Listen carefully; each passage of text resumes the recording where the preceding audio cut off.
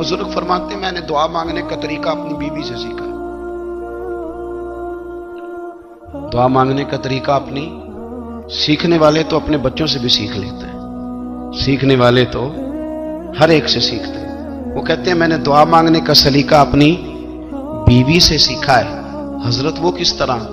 फरमाने लगे, मेरी बीवी ने ना मुझे कोई काम बताया, कुछ पैसों की जरूरत के लिए कहा, तो मैंने उसे कहा कि भाई अभी मेरे पास नहीं है, कुछ दिनों में आते हैं तो मैं दे दूंगा। औरतों की आदत होती है, वो बार बार याद कराती हैं। 2-4 दिनों के बाद फिर उसने कहा, हजरत वो मैंने कहा था कुछ पैसे, मैंने उसे कहा कि अभी मेरे पास नहीं है, कुछ दिनों में मिलते हैं तो मैं तुम्हें दे दूंगा।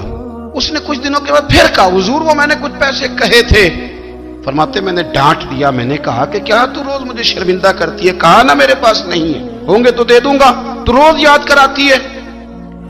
फरमाते उसने पहले तो मेरी डांट को सहा, फिर मेरे सख्त जुमलों ने उसकी आंखों में आंसू पैदा कर दिए, फिर उसने अपने आंचल में अपने उस दुख को समेटा और फिर उसने एक जुमला कहा तो मैं रो पड़ा और मुझे अपने रब से मांगने का तरीका आ गया।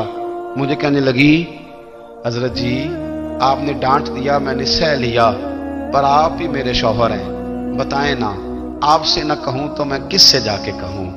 फरमाते हैं मैं रो पड़ा और मैं खुल के रोया और मैं तड़प के रोया और फिर मेरी सिसकियां बंद गईं। तो मुझे कहने लगी आपको क्या हुआ? मैंने कहा मुझे भी दुआ मांगनी आ गई है।